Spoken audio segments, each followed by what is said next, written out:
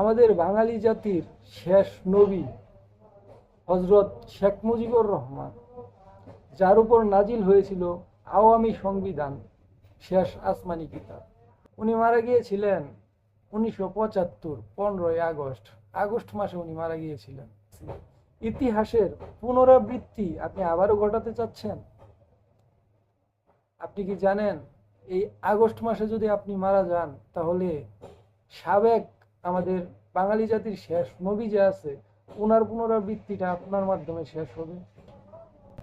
প্রিয় দর্শক, আসসালামু আলাইকুম। আজ অত্যন্ত ভারাক্রান্ত মন নিয়ে আপনাদের সামনে হাজির হয়েছি কিছু কথা বলার জন্য। বর্তমান পরিস্থিতিতে বাংলাদেশের অবস্থানটা সবাই ইতিমধ্যে জেনে গেছেন। বাংলাদেশে চলতেছে বৈষম্য বিরোধী ছাত্র আন্দোলন।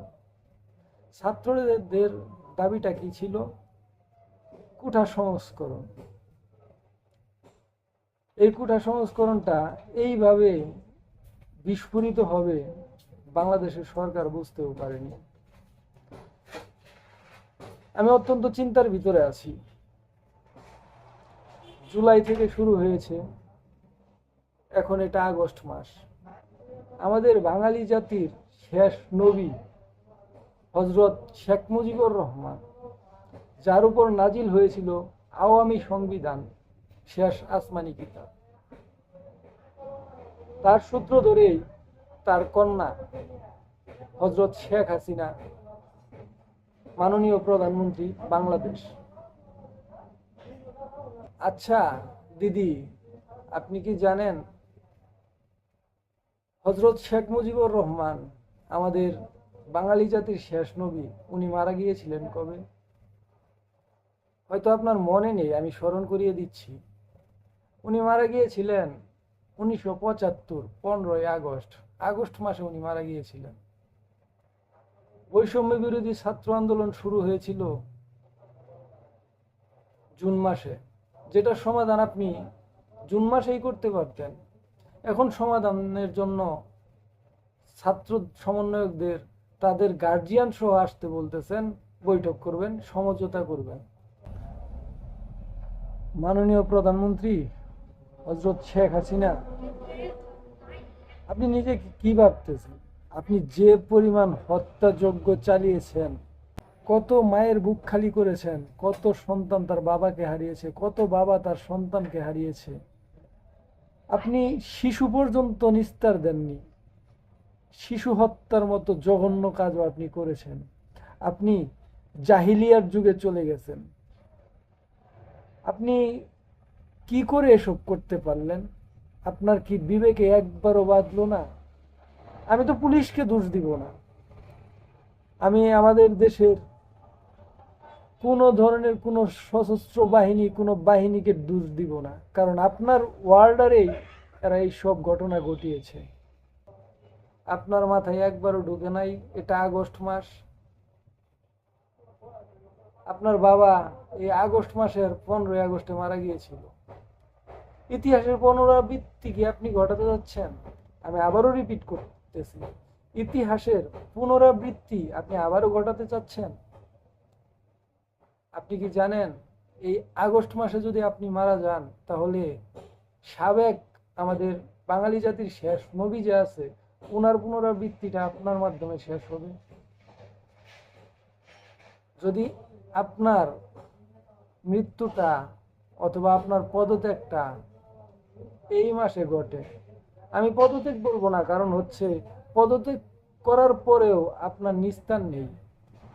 যে পরিমাণ ছাত্র জনগণ শিশু হত্যা করেছেন আপনি, আমি জানি না, আল্লাহ জানে। আমি আল্লাহর কাছে দুই হাত তুলে ফরিয়াদ জানাই, আল্লাহ যেন আপনার,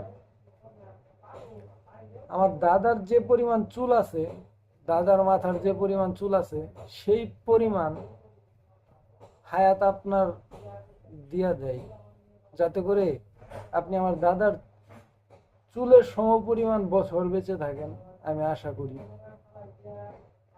ইতিহাসের পুনরাবৃত্তি ঘটতে যাচ্ছে। আপনি আজকে সবাইকে ডাকতেছেন, এই ডাকটা আপনি জুলাই মাসের 10 থেকে 15 তারিখের ভিতরে যদি বলতেন যে আসো তোমরা, আমরা বৈঠক করি, তোমাদের দাবি শুনি, এরপরে একটা নিস্তার ঘটাই। সময় চলে গেছে দিদি, আর পার নেই। কি বলবো আপনাকে, আপনার মাথায় অনেক বুদ্ধি ছিল, ক্রিমিনালি বুদ্ধি ছিল, সেই বুদ্ধিগুলা আস্তে আস্তে ধ্বংস হয়ে যাচ্ছে। আপনি বুঝতেও পারতেছেন না আপনি কি করতেছেন। ছাত্র, শিক্ষক এবং বাংলাদেশের জনগণ আজকে যে পর্যন্ত আগায় গেছে, পিছনে ফিরার আর সময় নেই। আপনি হয়তো এতক্ষণে জেনে গেছেন বৈষম্য বিরোধী ছাত্র আন্দোলন সেটা কুঠা সংস্কারের ভিতরে আর নেই, সেটা ওই 7 দফা, 9 দফা, 4 দফা, 15 দফার ভিতরে আর নেই। এখন সবার দফা একটাই, এক দফা এক দাবি, শেখ হাসিনা কবে যাবে।